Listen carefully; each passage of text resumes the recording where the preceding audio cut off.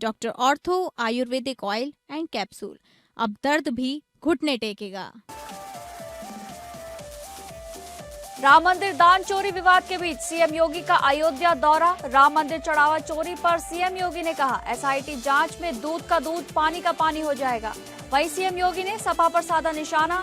CM ने कहा, सपा सरकार जय श्री राम कहने पर गोली चलवाती थी, राम भक्तों पर गोली चलवाने वाले उपदेश ना दें। आम आदमी पार्टी संजय सिंह ने केंद्र और उत्तर प्रदेश सरकार पर बोला तीखा हमला। अयोध्या चंदा चोरी विवाद में चंपत राय की गिरफ्तारी और राम मंदिर ट्रस्ट को भंग करने की मांग की। ओम प्रकाश राजभर के सपा में टूट वाले बयान पर सपा के पूर्व सांसद डॉक्टर एसटी हसन का पलटवार। कहा, राजभर के बयानों को ज्यादा सीरियसली लेने की जरूरत नहीं, सपा से कोई भी टूट कर कहीं नहीं जा रहा। समाजवादी पार्टी में सिद्धांतवादी लोग।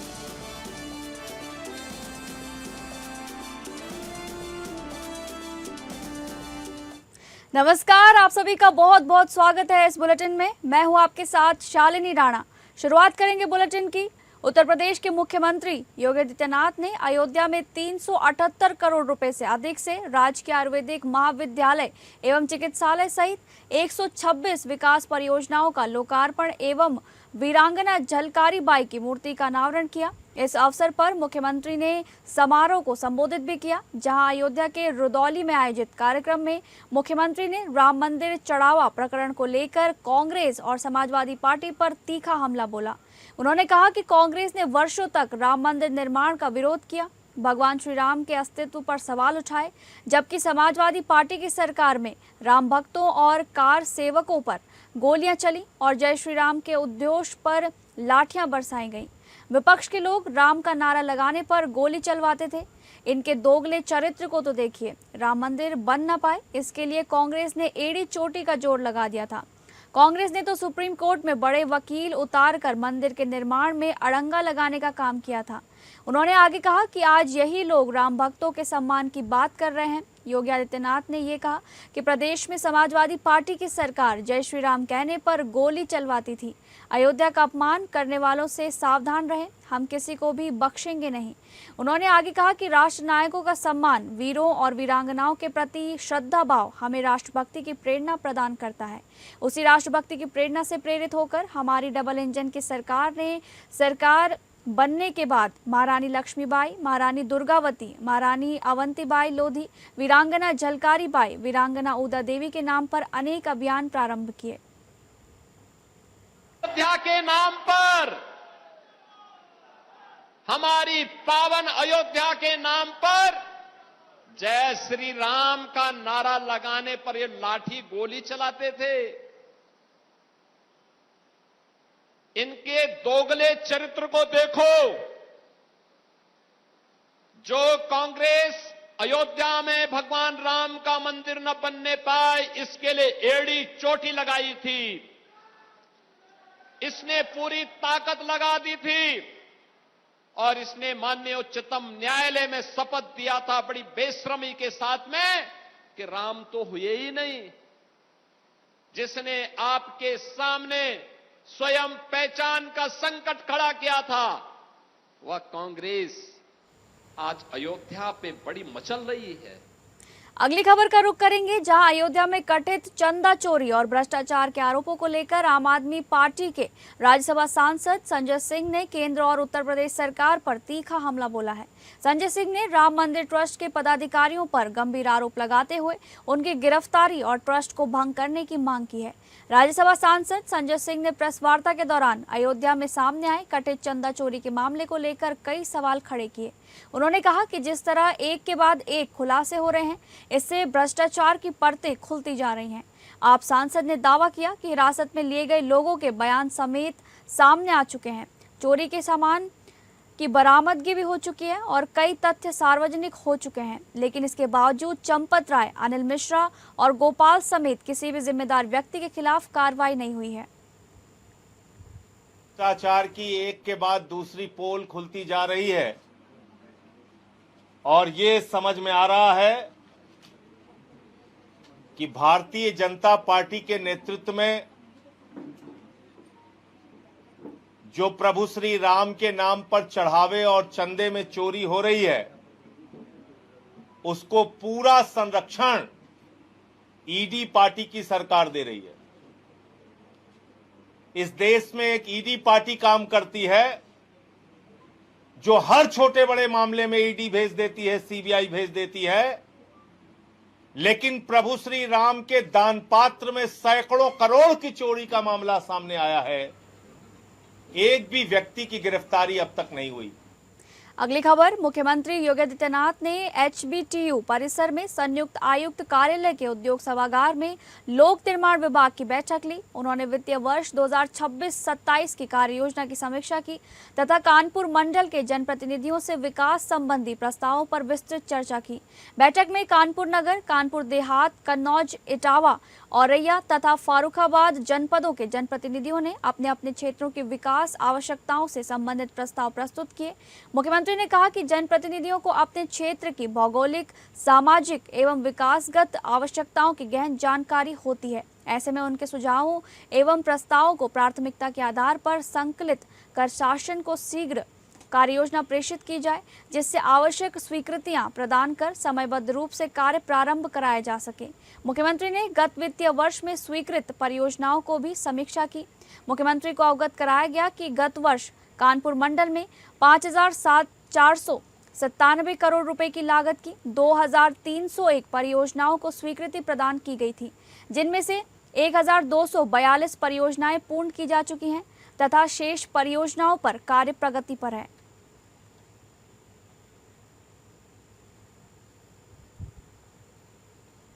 अगली खबर, ओम प्रकाश राजभर के सपा में टूट वाले बयान पर सपा के पूर्व सांसद डॉक्टर एसटी हसन ने पलटवार किया है।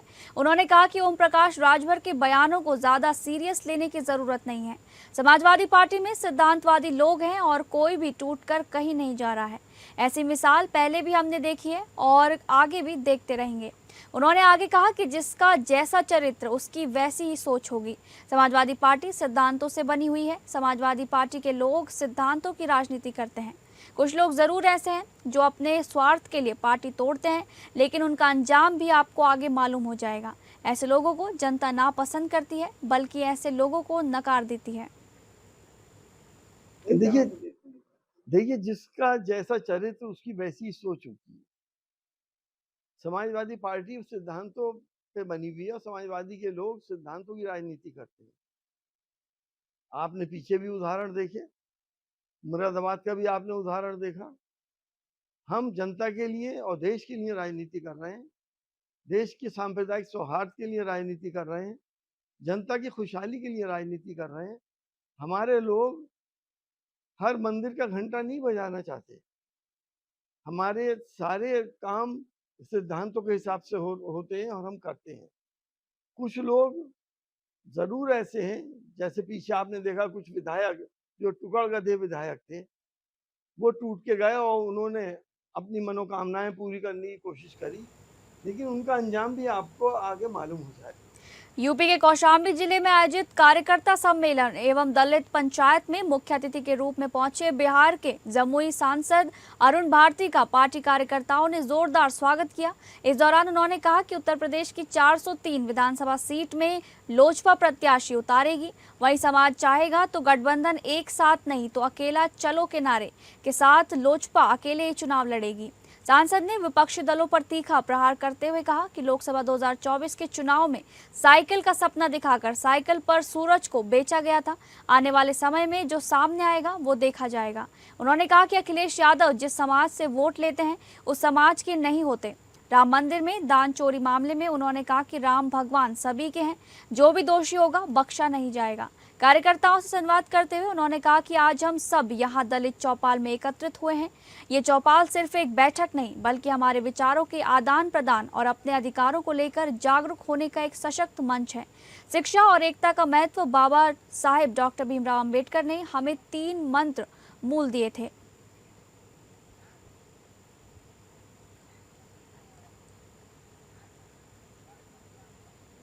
अगली खबर, मुरादाबाद के कुंदुरकी विधानसभा के डिंगरपुर में आयोजित रात्रि ग्राम चौपाल में जन समस्याओं की गूंज सुनाई दी।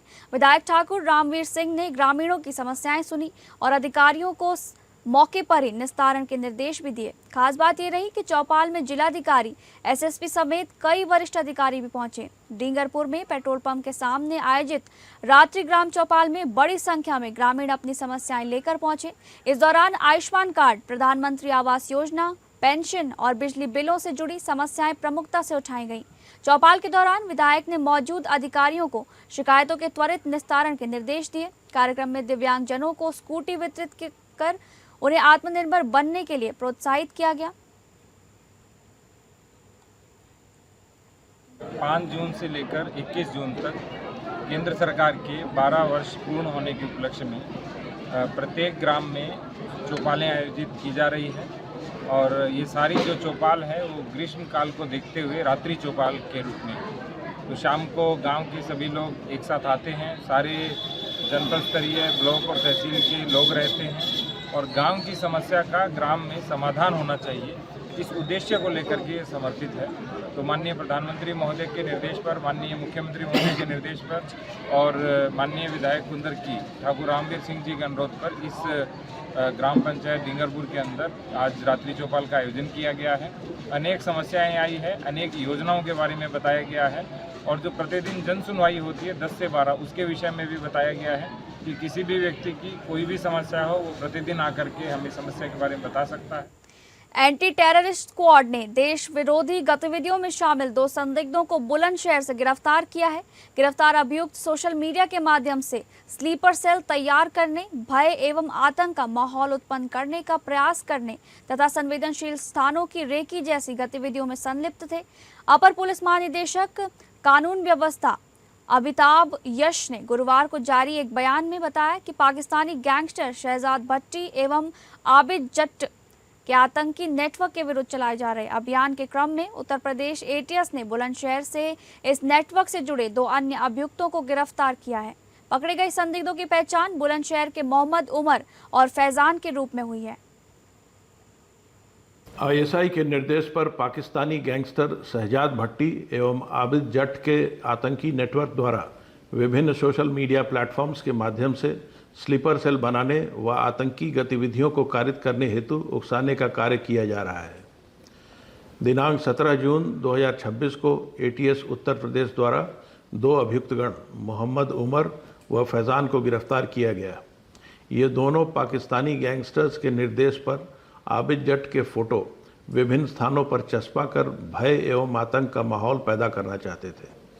इनके द्वारा बुलंदशहर में कई स्थानों पर पाकिस्तानी डॉन आबिद जट्ट लिखा हुआ आबिद जट्ट का फोटो पोस्टर लगाया गया था और उसका वीडियो भी बनाकर भेजा गया था। कानपुर जिले के 9 वित्त विहीन विद्यालयों की मान्यता समाप्त होने के बाद शिक्षा जगत में हड़कंप मच गया है। यूपी बोर्ड ने ऐसे विद्यालयों पर कार्रवाई की है जिनसे पिछले 2 शैक्षिक स्तरों में एक भी छात्र बोर्ड परीक्षा में शामिल नहीं हुआ। बुधवार शाम बोर्ड सचिव की ओर से जारी पत्र के बाद संबंधित विद्यालयों के प्रबंधकों और प्रधानाचार्यों में हलचल तेज हो गई है। कई विद्यालय संचालक आदेश की पुष्टि के लिए जिला विद्यालय निरीक्षक कार्यालय के चक्कर लगाते रहे। कल माध्यमिक शिक्षा परिषद उत्तर प्रदेश से एक विज्ञप्ति आई हुई है जिसमें प्रदेश के कुछ विद्यालयों में माध्यमिक विद्यालयों की मान्यता स्वतः प्रभाव से निरस्त हो गई है। इंटरमीडिएट एजुकेशन एक्ट 1921 के कुछ प्राविधान है जिसमें अगर लगातार 2 वर्ष तक हाई स्कूल और इंटर की परीक्षा में कोई परीक्षार्थी शामिल नहीं होता है तो ऐसे विद्यालयों की मान्यता स्वतः निरस्त हो जाएगी। तो बोर्ड ने इस बार एक विज्ञप्ति निकाली हुई है जिसमें एक लंबी सूची है, पूरे प्रदेश की सूची है और जनपद कानपुर के 465 विद्यालयों की सूची है जिसमें जनपद कानपुर के 9 विद्यालय हैं जिनकी मान्यताएं स्वतः प्रभाव से समाप्त हो गई हैं। प्रदेश के कानपुर को कोचिंग मंडी यानी कि शिक्षा के लिए एशिया की सबसे बड़ी कोचिंग मंडी काकादेव मानी जाती है, जहां से कई छात्र आईएएस और आईपीएस बनने की तैयारी करने के लिए कानपुर पहुंचते हैं। वहीं कानपुर के 19 विद्यालयों की मान्यताएं रद्द की गई है जिस पर शिक्षा विभाग ने एक बड़ा एक्शन लिया है। लगभग चली 2 वर्षों की जांच में 19 विद्यालयों की मान्यताओं को निरस्त किया गया। इस समय हम मौजूद हैं जिला विद्यालय निरीक्षक के कार्यालय पर। आप मेरे पीछे की तस्वीर देख सकते हैं और यहाँ पर जिला विद्यालय निरीक्षक से जब बातचीत की गई तो उन्होंने बताया कि जिन विद्यालयों में बोर्ड की परीक्षाओं में छात्र शामिल नहीं होते हैं ऐसे विद्यालयों को चिन्हित करके उन पर कार्रवाई की गई, उनकी मान्यताएं रद्द की गई है। फिलहाल जो अध्ययनरत छात्र थे उनको नजदीकी विद्यालयों में ट्रांसफर किया जाएगा। अब देखना यह है कि आगे की विभागीय जांच में क्या कुछ मामले सामने आते हैं। न्यूज के लिए कुणाल सिंह, कानपुर। अगली खबर का रुख करेंगे, जहां बेंगलोर पुलिस ने डिजिटल अरेस्ट के नाम पर करोड़ों रुपए की ठगी करने वाले एक बड़े गिरोह का भांडाफोड़ किया है। जांच में इस गैंग में तार पाकिस्तान तक जुड़े होने का दावा किया गया है। इस मामले में उत्तर प्रदेश के कन्नौज से भी एक आरोपी की गिरफ्तारी हुई है।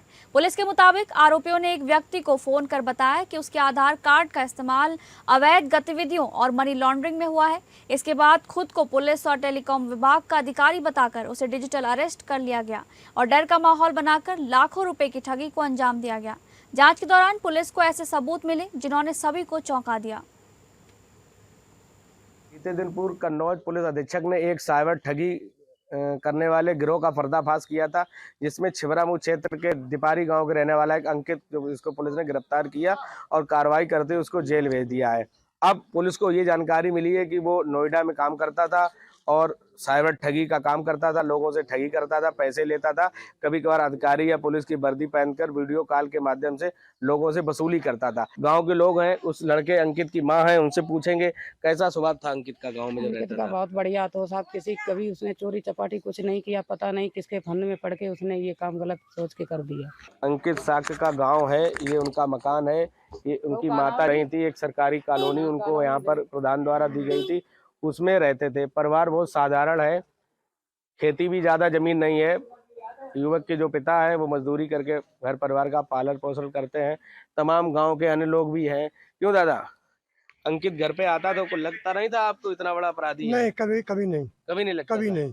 कैसे रहता था गाँव में? बिल्कुल सादा सिंपल, सादा रहता था, बिल्कुल सादा। कभी नहीं महसूस हुआ? कभी नहीं महसूस। पैथोलॉजी का भी काम करता था। अपने यार तुमने काम करते तो साथ ज्यादा रात अब तक हो रात तो जौड़ा वाले कोई खर्चा अर्चा करत, कोई बीड़ी तंबाकू जौड़े करते हो, संगत अंगत लोगों से रखता था। का बोला है, बाहर से लोग आते थे उसके, कभी देखे आप लोगों ने आते जाते? कई लोग आते। अब देखने वाली बात होगी, पुलिस इसकी लगातार जांच कर रही है, पड़ताल कर रही है। युवक के पिता को पुलिस ने हिरासत में लिया है, नोएडा बुलाया गया, उससे पूछताछ चल रही है। एपीएन न्यूज के लिए कन्नौज से दिलीप कश्यप। इसी कड़ी में कानपुर पुलिस कमिश्नरेट के गोविंद नगर थाना क्षेत्र में भी पुलिस को बड़ी सफलता हाथ लगी है। थाना गोविंद नगर पुलिस ने सर्विलांस टीम और ऑपरेशन त्रिनेत्र की मदद से लूट की घटना का खुलासा करते हुए 2 शातिर लुटेरों को गिरफ्तार कर लिया है। पुलिस ने आरोपियों के कब्जे से लूट में छीना गया मोबाइल फोन भी बरामद कर लिया है। पूछताछ और साक्ष्यों के आधार पर दोनों आरोपियों के खिलाफ विधिक कार्रवाई करते हुए उन्हें न्यायालय में भी पेश किया गया, जहाँ से जेल उन्हें भेज दिया गया है। देखिए, कल शाम को एक ऑटो चालक जब अपने ऑटो के साथ रेल जो बाजार चौकी हमारी है वहाँ से गुजर रहा था, तो 2 लड़के आए और उसका ऑटो रोका और उसका कुछ कैश और उसके हाथ में जो मोबाइल था उसको छीन करके लोग भाग गए थे। इस पर वादी की तरफ से एक लूट की एफआईआर थाना गोविंद नगर पे दर्ज हुई थी और जिसमें ऑपरेशन त्रिनेत्र के तहत लगे कैमरों की मदद से इन अभियुक्तों को पकड़ा गया और इसके कब्जे से जो लूटा हुआ मोबाइल था वो बरामद हुआ। इसमें जो मुख्य अभियुक्त है मयंक खुशवानी, ये नंदलाल चौराहा के पास का रहने वाला है, और दूसरा अभियुक्त सागर राठौर। अगली खबर अमेठी जनपद अंतर्गत जगदीशपुर कोतवाली क्षेत्र के हरपालपुर गांव में धान की रोपाई के दौरान हुए दर्दनाक हादसे में 2 किसानों की करंट लगने से मौत हो गई। खेत में पानी भरते समय विद्युत पोल से केबल टूटकर नीचे गिर गई, जिससे खेत में भरे पानी में करंट प्रभावित हुआ। करंट की चपेट में आने से हरिलाल प्रजापति गंभीर रूप से झुलस गए। इसी दौरान वहां से गुजर रहे रामबोध यादव ने उन्हें बचाने का प्रयास किया, लेकिन जैसे ही उन्होंने हीरालाल को छुआ वो भी करंट की चपेट में आ गए। दोनों किसान मौके पर अचेत होकर गिर पड़े। घटना की जानकारी मिलते ही परिजन और ग्रामीण मौके पर पहुंचे तथा दोनों को तत्काल सामुदायिक स्वास्थ्य केंद्र जगदीशपुर ले जाया गया, जहाँ चिकित्सकों ने जाँच के बाद दोनों को मृत घोषित कर दिया। हमारे पापा जी रोज शाम को टेबल पर जाते थे सोने के लिए, रोज वहीं रहते थे, रोज सुबह आते थे। हम लोग उनका वेट ही कर रहे थे कि भी आएंगे। चाय का टाइम हो रहा था तो हमारी मम्मी खेत में गई थी गोबर लेके, तो वहाँ पे पानी वानी चल रहा था टेबल पर, तो देखे उसी पानी में से पड़े हुए थे, तो सब लोग सोचे शायद चक्कर वक्कर आ गया हो, नहीं पानी में कोई जीव जंतु ने काट लिया हो। तो एक लोग बचाने के लिए गए, उसकी भी मृत्यु हो गई इसी के दौरान। वो भी कोई इसके बारे में कोई कुछ पता नहीं। बरेली जनपद में मोहर्रम को लेकर प्रशासन पूरी तरह सतर्क हो गया है। डीएम अविनाश सिंह की अध्यक्षता में हुई सेंट्रल पीस कमेटी की बैठक में साफ कर दिया गया कि इस बार मोहर्रम पर कोई नई परंपरा शुरू नहीं होगी। साथ ही ताजियों की ऊंचाई 12 फीट से ज्यादा नहीं रखने के निर्देश दिए गए हैं। प्रशासन ने सुरक्षा व्यवस्था को लेकर भी खास इंतजाम किए हैं। जीआईसी ऑडिटोरियम में आयोजित बैठक में डीएम अविनाश सिंह ने कहा कि मोहर्रम के दौरान कानून व्यवस्था से खिलवाड़ किसी भी कीमत पर बर्दाश्त नहीं किया जाएगा। देखिए, मुहर्रम के पर्व को पूरी शांति के साथ, सकुशलता के साथ मनाए जाने के उद्देश्य से प्रथम चरण में थानेवार, तहसीलवार पीस कमेटी की बैठक संपन्न करा ली गई है।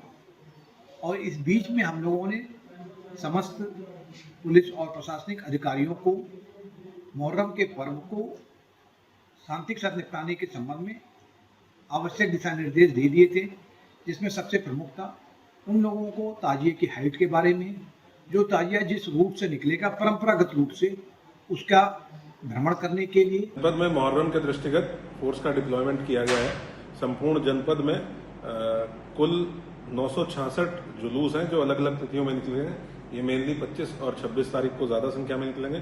टोटल 1033 ताजिएदार हैं और 135 करबला हैं जहाँ पे ये जुलूस समाप्त होंगे। 95 अंजुमनें हैं, 22 मजलिसों की सूचना प्राप्त हुई है। इसी प्रकार से कुल 58 मेले संपूर्ण जनपद में लगते हैं। तिथिवार इनका डेटवार एक चार्ट बना के डेली फॉलोअप इसका किया जा रहा है। संपूर्ण जनपद में सभी थानों पे, सभी चौकियों पे, सभी सर्कल्स में और जिला स्तर पे पीस कमेटी की बैठक कर ली गई है। वहां पे जितने ताजिएदार थे उनको बुला के ब्रीफ कर दिया गया है कि 12 फीट से ज्यादा ऊंचाई का कोई भी ताजिया तैयार न करे। तो फिलहाल इस बुलेटिन में बस इतना ही। नमस्कार।